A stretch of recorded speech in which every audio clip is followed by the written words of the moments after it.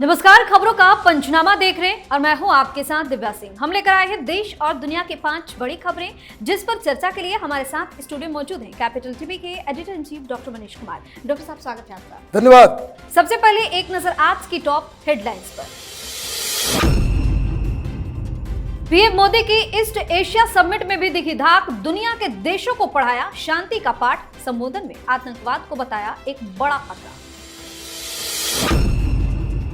कांग्रेस की समीक्षा बैठक में लिया गया बड़ा फैसला, ईवीएम पर हार का ठीकरा नहीं फोड़ेगी पार्टी, अंदरूनी कमियों को दूर करने की होगी कोशिश।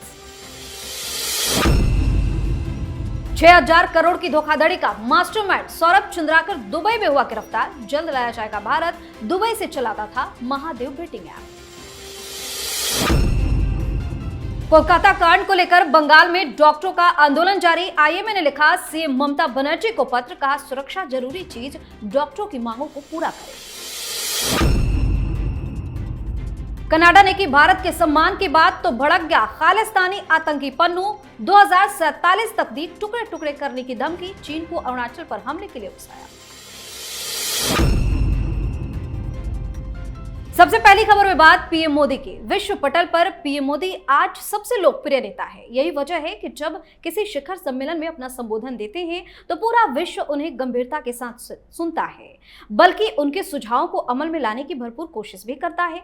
प्रधानमंत्री नरेंद्र मोदी ने एक बार फिर कहा है कि यह समय युद्ध का नहीं है और समस्या का समाधान जंग के मैदान में नहीं हो सकता। युद्ध लड़ रहे देशों को संदेश देते हुए पीएम मोदी ने कहा कि जंग की जगह बातचीत और कूटनीति को प्राथमिकता देनी चाहिए।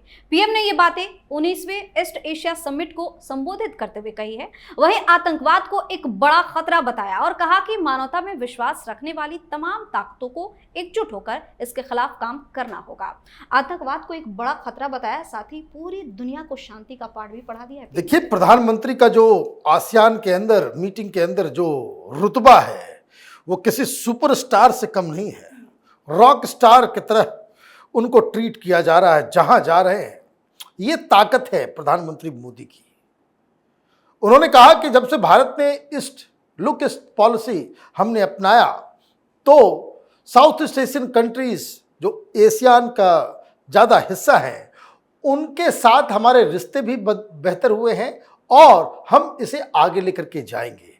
उन्होंने एक बात के ऊपर ध्यान दिलाया कि ये जो सेंचुरी है ये एशिया का सेंचुरी होने वाला है और ये सारी चीज़ें चली रही थी, लेकिन न्यूज़ में क्या चल रहा है प्रधानमंत्री मोदी को लेकर के। तो डोनाल्ड ट्रंप का एक वीडियो बड़ा वायरल चल रहा है। ये मैं इसलिए मेंशन कर रहा हूं कि ताकि समझ में आए कि प्रधानमंत्री मोदी किस तरह के लीडर हैं और क्यों दुनिया के जो टॉप लीडर्स हैं, जो ग्लोबल लीडर्स हैं, वो उनका आदर सम्मान करते हैं। डोनाल्ड ट्रंप वहाँ चुनाव चल रहा है तो इंटरव्यूज वगैरह होते हैं। एक इंटरव्यू में उन्होंने कहा कि प्रधानमंत्री मोदी शानदार व्यक्ति हैं, बहुत अच्छे दोस्त भी हैं, शानदार व्यक्ति हैं। तो उन्होंने कहा कि मैं देश का नाम नहीं लूंगा, लेकिन मैंने पूछा, मुझे जानकारी मिली कि वो हिंदुस्तान को कुछ तंग कर रहा है। उन्होंने तो नाम नहीं लिया, लेकिन मैं बता देता हूं, बेसिकली पाकिस्तान की बात हो रही थी। तो डोनाल्ड ट्रंप ने प्रधानमंत्री मोदी से कहा कि आप कहिए तो मैं थोड़ा टाइट करूं पाकिस्तान को, क्योंकि हमारा इन्फ्लुएंस है वहां पे। तो प्रधानमंत्री मोदी ने जो जवाब दिया उसको लेकर के वो शॉक्ड हो गए। बोले ऐसे तो बड़े नॉर्मल थे, लेकिन जैसे ये बात मैंने कहा, प्रधानमंत्री मोदी ने कहा कि I will do it, don't worry, हम सब सफिशिएंट है, इनको बहुत 100 साल तक खदेड़ेंगे। पाकिस्तानियों के बारे में कहा। तो ये आप देखिए कि कभी इस तरह की चीजें आप ग्लोबल लेवल पे किसी भी प्रधानमंत्री के बारे में नहीं सुनेंगे। ये प्रधानमंत्री मोदी का जलवा है जी। वहीं हरियाणा विधानसभा चुनाव के बाद कांग्रेस नेता ईवीएम पर जमकर अटैक कर रहे थे, लेकिन अब कांग्रेस पार्टी ने रणनीति बदलने का फैसला किया है। ईवीएम पर निशाना साधने की बजाय अब पार्टी अंदरूनी समस्याओं पर ध्यान देना चाहती है। कांग्रेस ऐसी कमियों को तलाशने की कोशिश करेगी जिसकी वजह से हरियाणा में वह जीत का स्वाद नहीं चख पाई। कांग्रेस अध्यक्ष मल्लिकार्जुन खड़गे ने समीक्षा बैठक में यह फैसला सुनाया। पार्टी के आलाकमान ने कहा कि जब तक ईवीएम में गड़बड़ी के पुख्ता सबूत नहीं मिल जाते, यह मुद्दा नहीं छेड़ेंगे और पार्टी में अंदरूनी कमियों को दूर करने की कोशिश की जाएगी। क्या लग रहा है, कांग्रेस को अकल आ रही है क्या? अकल नहीं आ रही है, उनका प्लान फेल हो गया। ये राहुल बाबा आजकल ये मीडिया वालों के साथ मिलके, सोशल मीडिया वालों के साथ मिलके उनका जो एक इकोसिस्टम है, वो इकोसिस्टम अफवाहें फैलाता है। चाहे वो किसान आंदोलन हो, चाहे वो शाहीन बाग हो, इन्होंने फिर वही काम किया कि हार का ठीकरा जो है हम ईवीएम के ऊपर फोड़ते हैं। लेकिन दिक्कत क्या हुई कि ये लोग, सारे लोग जो इस इकोसिस्टम का हिस्सा थे, वो लोग इतना ज़्यादा आगे बढ़ गए थे, ये योगेंद्र यादव और बाकी सारे लोग, कि हरियाणा में कांग्रेस की हवा चल रही है, नहीं आंधी चल रही है तो सुनामी चल रही है। कोई कह रहा 10 सीट आएगा, कोई कह रहा 15 सीटें। बीजेपी को ये लोग हरा रहे थे। लेकिन इनका ऐसा, जिसको लॉस ऑफ फेस हुआ है, इस तरह से भद्द पिटी है इनकी कि इन्होंने प्रोपेगेंडा करने की कोशिश तो की, लेकिन इकोसिस्टम चूंकि ऑलरेडी ये डिलेजिटिमाइज हो गए थे, इनकी तमाम हेकड़ी निकल गई थी, ये पूरी तरीके से जनता की नज़रों में गालियां खा रहे थे। इनके ही दर्शक इनको ही गालियां दे रहे थे कि बकवास बंद करो, हर बार झूठ पकड़ी जाती है तुम लोगों की। तो वो सपोर्ट सिस्टम ही कोलैप्स कर गया। तब इन्होंने ईवीएम का ये जो लफड़ा जो है वो खत्म किया है। ये हार है कांग्रेस पार्टी की। अब आप कुछ भी करते रहें, जिस दिन इन लोगों ने ईवीएम के बारे में कहा था, उस वक्त ही कैपिटल टीवी पे हम लोगों ने पूरे प्रोसीजर को समझाया था कि ये बैटरी लॉस क्यों होता है, कैसे होता है, क्या होता है। खैर, कांग्रेस पार्टी तब तक नहीं सुधरेगी जब तक राहुल गांधी हकीकत से वाबस्ता नहीं होते हैं। जी, इस खबर में बात धोखाधड़ी के बड़े मास्टरमाइंड की। महादेव सट्टा ऐप के सरगना सौरभ चंद्राकर को दुबई में हिरासत में लिया गया। सौरभ चंद्राकर छत्तीसगढ़ के भिलाई का रहने वाला है। इस पर ईडी के अनुरोध पर जारी इंटरपोल के रेड कॉर्नर नोटिस के तहत कार्रवाई की गई, जिसके बाद अब सारी औपचारिकताएं पूरी हो चुकी हैं और अगले 10 दिनों में उसे भारत डिपोर्ट कर दिया जाएगा। सौरभ चंद्राकर छत्तीसगढ़ के भिलाई का रहने वाला है और यह दुबई से इस ऐप को ऑपरेट करता था। इस एप्लीकेशन के जरिए कई तरह की गैर कानूनी गतिविधियां की जाती थी। इसी के बाद ये मामला काफी विवादों में रहा। अब तो मास्टरमाइंड गिरफ्तार हो गया है, आगे और क्या होगा? देखिए, गिरफ्तारी हो रही है दुबई में और पसीने आ रहे हैं 10 जनपथ में लोगों के। कांग्रेस पार्टी के दफ्तर में पसीने आ रहे हैं। भूपेश बघेल साहब जो हैं उनको पसीना आ रहा है। ये क्या है? ये सट्टा, ये ऐप। आपको याद होगा छत्तीसगढ़ में जब चुनाव हो रहा था तो एक नोटों का पहाड़ मिला था। कोई इनोवा कार से पैसे लेकर के जा रहा था, रेड में पकड़ा गया। और जब ये पैसे पकड़े गए तो पूछा गया, भाई ये पैसा कहाँ लेके जा रहे हो? उसने कहा कि भाई मुख्यमंत्री के यहाँ। उसमें भूपेश साहब जो है, बघेल साहब मुख्यमंत्री थे, बोले वहां लेकर के जा रहे हैं। पैसा कांग्रेसियों के लिए था, चुनाव में इस्तेमाल करने के लिए। और यहीं से कहानी शुरू हुई कि कौन है, नहीं है। तो ये सब पहले रायपुर से, भिलाई से, छत्तीसगढ़ से ऑपरेट कर रहे थे। जब इनके ही लोगों ने शिकायत की तो ये भाग गया। और सबसे बड़ी चीज़, ये जो आरोप है, ये जो दुबई गया है, ये पूरी टीम, बताया जाता है कि चीफ मिनिस्टर के दफ्तर से ही इनको कहा गया था कि तुम यहाँ पे ऑपरेट मत करो, या हम लोग के लिए भी खतरा हो जाएगा, तुम्हारे लिए भी खतरा हो जाएगा, दुबई से ऑपरेट करो।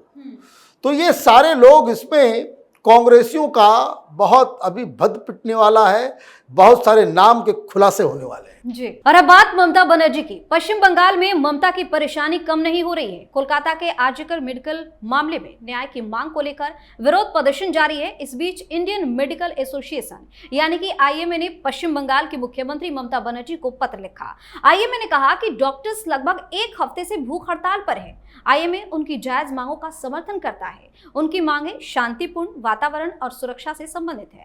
आगे कहा कि भारत का पूरा मेडिकल समुदाय चिंतित है और सरकार से उसकी जान बचाने की अपील कर रहा है। आईएमए ने कहा कि पश्चिम सरकार उसकी मांगों को पूरा करने में सक्षम है। अगर सक्षम है तो ममता बनर्जी इस तरीके से देर क्यों कर रही है? आखिर देखिए, ममता बनर्जी टालने की कोशिश कर रही हैं, लोगों को बरगलाने की कोशिश कर रही हैं, और जो कुछ भी ये बयान आ रहा है वो सुप्रीम कोर्ट का डंडा लग रहा है। इसलिए ये भूख हड़ताल इसलिए किया जा रहा है। 100 से ज्यादा डॉक्टर्स ने इस्तीफा इसलिए दिया है क्योंकि जो मांगे जिसके ऊपर ममता बनर्जी ने एग्री किया उससे वो पलट गई। क्या मांग रहे हैं? ये चांद तारा थोड़ी मांग रहे हैं। ये कह रहे हैं कि हमको सिक्योरिटी दो, हॉस्पिटल्स के अंदर में परमानेंट महिला पुलिस को वहां पे आप डिप्यूट करो। ये कोई बड़ी मांग नहीं है। आपने सुप्रीम कोर्ट में जाकर के कह दिया कि हम नहीं दे सकते, डांट पड़ी। भाई, वेस्ट बंगाल की सरकार की तरफ से चीफ जस्टिस के सामने यह अनर्गल प्रलाप किया गया कि हॉस्पिटल्स की सुरक्षा सीआईएसएफ को दे दी जाए। तो जज साहब ने पूछा, ये लॉ एंड ऑर्डर किसके तहत आता है? तो फिर कपिल सिब्बल ने अपने चीजों को बैक ट्रैक किया कि नहीं हम लोग दिलाएंगे सुरक्षा, और उधर से बोल के निकले, मालूम चला कि किसी हॉस्पिटल में डॉक्टर्स की पिटाई हो गई। तो आप एक सुरक्षा नहीं दे सकते। बंगाल का क्या हाल कर दिया है। कम से कम इतना भी तो हो कि दशहरा चल रहा है, पूरा बंगाल जश्न में डूबा हुआ है, और ये छोटे छोटे बच्चे भूख हड़ताल पे बैठे हुए हैं। अब आईएमए की एंट्री हो गई है। अभी दुर्गा पूजा खत्म होगा, आईएमए एक दिन कहेगा कि भाई पूरे पश्चिम बंगाल में डॉक्टर्स हड़ताल पे जाएंगे, और पूरे बंगाल में हड़ताल पे चला जाएगा लोग। कौन जिम्मेदार होगा? ये डॉक्टर्स नहीं, जिम्मेदार ममता बनर्जी की सरकार होगी। जी, आखिरी खबर में बात आतंकी पन्नू की। खालिस्तानी आतंकी पन्नू ने एक बार फिर भारत की अखंडता के खिलाफ गंभीर धमकी दी है। अमेरिका में बसे पन्नू ने एक वीडियो जारी कर भारत के कई राज्यों में अलगाववादी ताकतों को खड़ा करने की बात कही है। उसने 2047 तक भारत को कई टुकड़ों में बांटने का हमेशा की तरह मुंगेरी लाल का सपना फिर से देखा है, जिसमें पन्नू ने दावा किया है कि 2047 तक भारत का कोई अस्तित्व नहीं रहेगा और इसका पूरा भूगोल बदल दिया जाएगा। दरअसल विदेश मामलों के उप मंत्री डेविड मॉरिस ने कहा था कि कनाडा की नीति बहुत स्पष्ट है, भारत की क्षेत्रीय अखंडता का सम्मान किया जाना चाहिए। अब सम्मान क्या कनाडा करने लगा है? ये आतंकी पन्नू क्यों बौखला उठा है? देखिए, बौखला नहीं उठा है, ये पार्ट एंड पार्सल है। ये इकोसिस्टम जो है हिंदुस्तान में उसका हिस्सा है। आप इतने दिनों से ये बकवास कर रहा है। कभी आपने सुना कि अरविंद केजरीवाल ने पन्नू के ऊपर जो है कोई कमेंट किया हो, या कांग्रेस पार्टी ने किया हो? ये तमाम जो लेफ्ट लिबरल कबाल है, इन लोगों ने पन्नू को क्रिटिसाइज किया हो? नहीं। क्यों नहीं किया? क्योंकि ये किसान आंदोलन के समय बढ़ चढ़ के हिस्सा ले रहा था। इसने ही कहा था कि भाई जो कोई भी लाल किले के प्राचीर पे झंडा फहरा देगा, तिरंगा नीचे कर देगा, उसको $2.5 मिलियन दिया जाएगा। ये तो पन्नू का बयान है। पन्नू कहता है जो काम वो सारे लोग कर लेते हैं। इसने तो केजरीवाल के ऊपर भी आरोप लगाया कि टेररिस्टों को रिहा करने का वादा करके इसने हमसे पैसे लिए। कोई 130 करोड़ के आसपास जो है वो पैसे इसने दिए, उसको वीडियो आया था। लेकिन इसके ऊपर सब सन्नाटा, कोई कुछ नहीं बोलता। ये दरअसल पाकिस्तानी पैसे पे पलने वाला एक इंसेक्ट है। अमेरिका में है, बचा हुआ है, लेकिन भारत की सरकार को, और ये आप समझ लीजिए कि ये सरकार अगर वहां बदलती है, ट्रंप आते हैं, तो ये पन्नू तिहाड़ जेल में नजर आएगा। बहुत बहुत धन्यवाद सर तमाम जानकारी के लिए। धन्यवाद। खबरों का पंचनामा में आज के लिए इतना ही। देश और विदेश की बाकी खबरों और उनके सटीक एनालिसिस के लिए देखते रहिए कैपिटल टीवी। हमें लाइक कीजिए, शेयर कीजिए, और हाँ, कैपिटल टीवी को सब्सक्राइब करना बिल्कुल ना भूलें। धन्यवाद।